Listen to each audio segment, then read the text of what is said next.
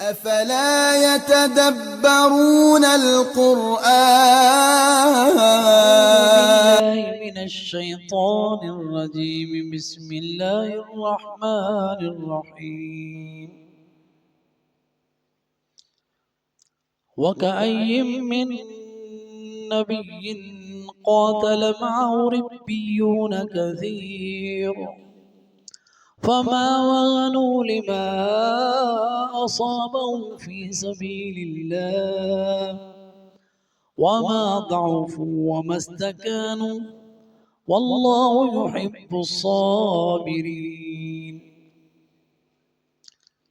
وما كان قولهم إلا أن قالوا ربنا اغفر لنا ذنوبنا وإسرافنا في أمرنا وثبت أقدامنا وانصرنا على القوم الكافرين. فآتاهم الله ثواب الدنيا وحسن ثواب الآخرة والله يحب المحسنين.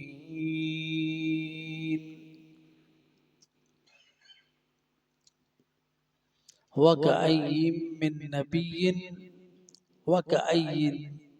اور کتنے ہی من نبیوں میں سے ہوئے قاتل معه قتال کیا ساتھ اس کے ربیون رب والوں نے. کتنے انبیاء کہ ان کے ساتھ مل کر رب والوں نے اللہ کے دشمنوں کے ساتھ جنگ کی.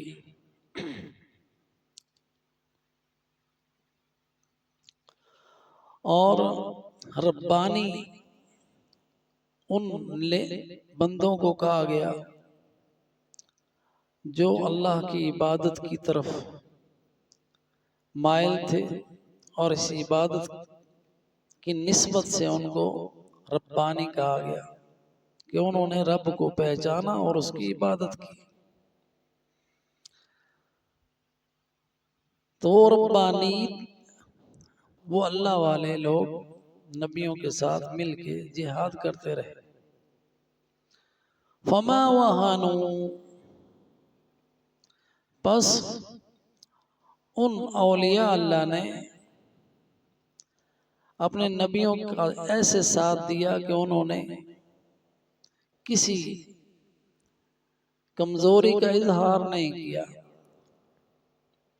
الوہن یہ انسان کے اندر کی کمزوری ہوتی ہے. وہن جیسا کہ حضرت زکریا علیہ السلام نے کہا کہ اے میرے پروردگار مجھے بیٹا دے، اور فرمایا وہن منی العظم واشتعل الرأس شیبا. سورہ مریم کی آیت ہے یہ. وَزَكَرِيَّا إِذْ نَادَى رَبَّهُ رَبِّ لَا تَذَرْنِي فَرْدًا وَأَنْتَ خَيْرُ الْوَارِثِينَ.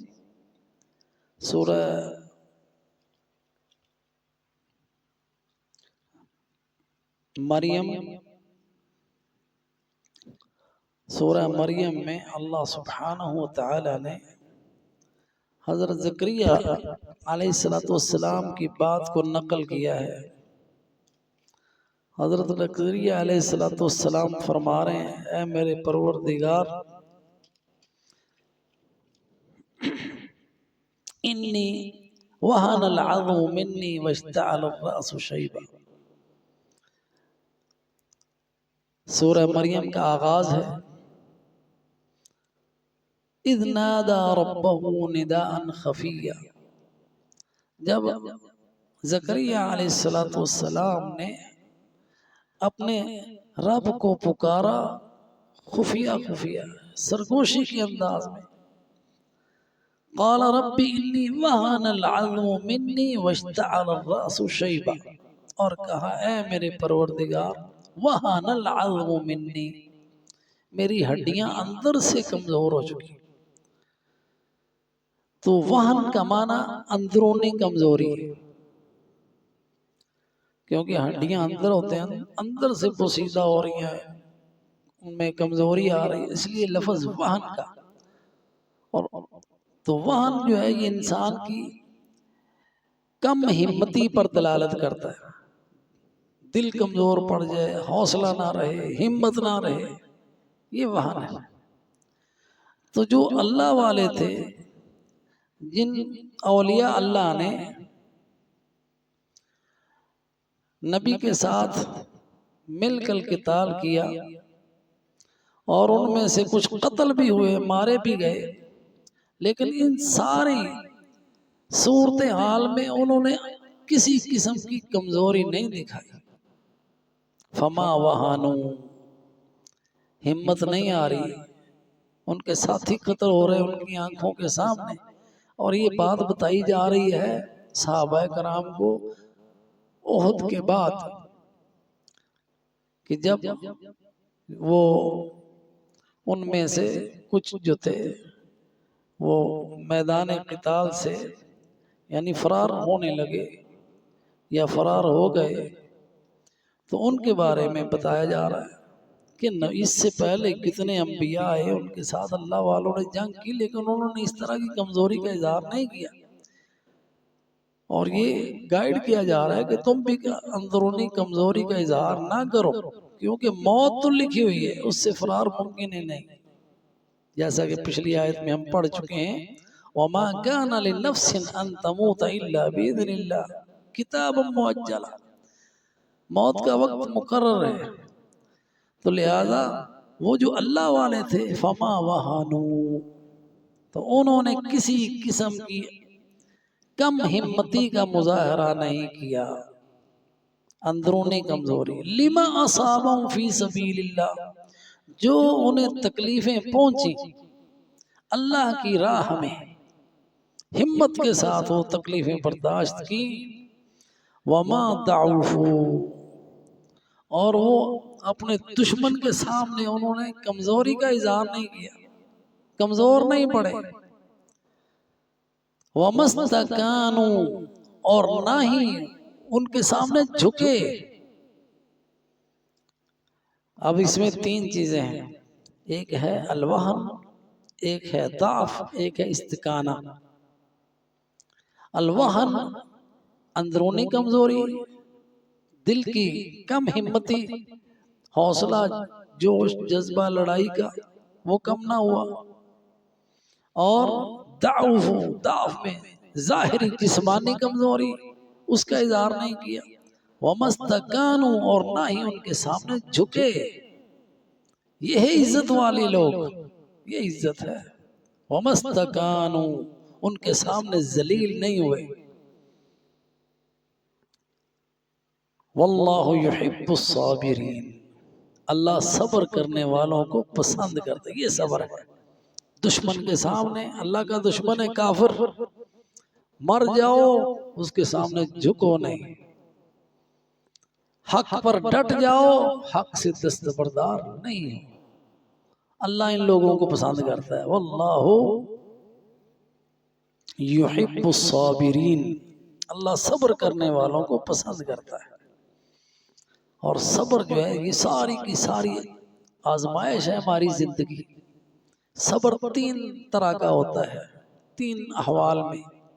ایک یہ کہ اللہ نے کوئی فرض ہم پہ بات کی تو اللہ کی اطاعت میں اور فرما برداری میں اس فریضے کو نبھانے کے لیے صبر کرنا، وہ صبر ہے۔ اللہ نے نماز فرض کی، نیند قربان کرنا، حج فرض کیا، پیسہ خرچ کرنا، اس کے لیے سفر کرنا اور اس راہ میں آنے والی تکلیفوں کو برداشت کرنا۔ اسی طرح زکوٰۃ ہے، اپنے مال میں سے خرچ کرنا صبر کے بغیر ممکن نہیں۔ تو یہ صبر ہے، اللہ کی اطاعت کرتے ہوئے جو تکلیف آئے وہ تکلیف برداشت کرنا، وہ صبر ہے۔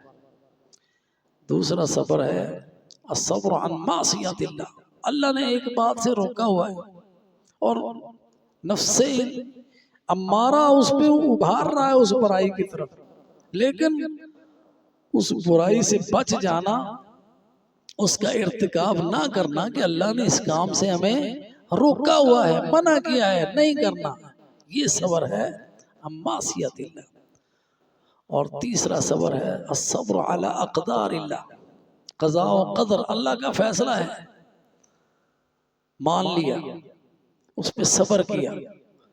جیسا کہ اللہ کی راہ میں انسان یہاں پہ جیتا ہے، زندگی میں مسائل آتے ہیں، کوئی کسی کا بیٹا فوت ہو گیا، کسی کی بیٹی فوت ہو گئی، کسی کا والد فوت ہو گیا، کسی کی ماں فوت ہو گئی، تو یہ اللہ تعالیٰ کی قضاء و قدر کے فیصلے، ان کو ماننا، ان کو تسلیم کرنا صبر کے ساتھ، اور انا للہ و انا الیہ راجعون کہنا، اللہ تعالیٰ ان لوگوں کو پسند کرتا ہے، واللہ یحب الصابرین، اللہ صبر کرنے والوں کو پسند کرتا ہے۔ اسی طرح میدان جنگ میں قتال ہے، اللہ کے دشمنوں کے ساتھ میدان جنگ میں ڈٹ جانا، ان کا مقابلہ کرنا، یہ صبر ہے، واللہ یحب الصابرین، اللہ صبر کرنے والوں کو پسند کرتا ہے۔ وما كان قولهم الا ان قالوا، اور ان سارے حالات میں، مصائب میں، تکلیفوں میں، ان کی صرف یہی بات تھی، وما كان قولهم، یہ جو انبیاء کے ساتھ تھے جنہوں نے دشمنوں کا مقابلہ کیا، جنہوں نے صبر کیا، صرف یہی کہا الا ان قالوا ربنا اغفر لنا ذنوبنا، اے ہمارے پروردگار، اے ہمارے رب، بخش دے ہمارے گناہ، ہمارے گناہوں کی بخش، یہ ان کا مطمع نظر ہے کہ اللہ یہ صبر کر رہے ہیں ہم، اللہ ہماری معافی ہو جائے، ہماری بخشش ہو جائے۔ وَإِسْرَافَنَا فِي أَمْرِنَا، یہ ذنوبنا جو ہے نا، یہ صغیرہ گناہ ہے، اللہ ہمارے صغیرہ گناہ بخش دے۔ وَإِسْرَافَنَا فِي أَمْرِنَا، اسراف جو ہے نا، یہ حد کو تجاوز کرنا ہوتا ہے، حد سے بڑھ جانا، تو یہ کبیرہ گناہوں کے بارے میں آیا، اللہ ہمارے صغیرہ کبیرہ گناہ معاف فرما دے۔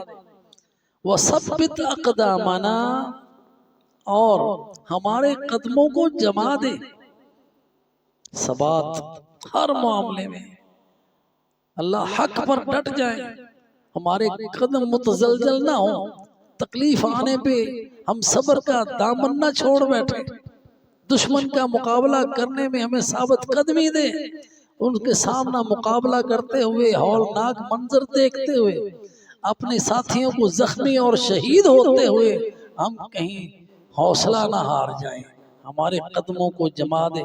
وَثَبِّتْ أَقْدَامَنَا وَانصُرْنَا، اور اس بات کے ساتھ نصر آتی ہے اللہ تعالیٰ کی، اس لیے دعا مانگی، وَانصُرْنَا، اللہ تو ہماری مدد فرما، عَلَى الْقَوْمِ الْكَافِرِينَ، کافروں پر۔ اور انما النصر مع الصبر، نصر جہاں بھی ہے اللہ تعالیٰ کی مدد، وہ صبر کے ساتھ ہے، انما النصر مع الصبر۔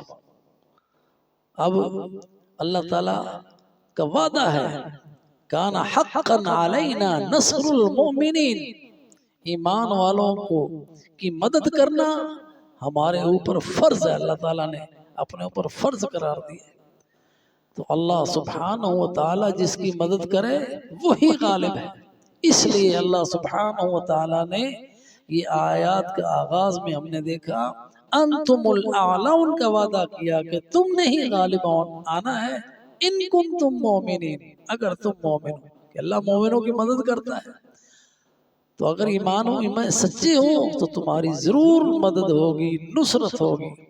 اور یہی دعا کرتے ہیں جو اللہ والے لوگ ہیں، اللہ ہمارے صغیرہ کبیرہ سب گناہ معاف فرما دے، اللہ دشمنوں کے مقابلے میں ہمیں ثابت قدمی عطا فرما، اللہ تو ہماری اپنی جناب سے نصرت فرما، کافر قوم کے اوپر ہمیں غلبہ عطا فرما، آمین۔ وآخر دعوانا عن الحمدللہ رب العالمین۔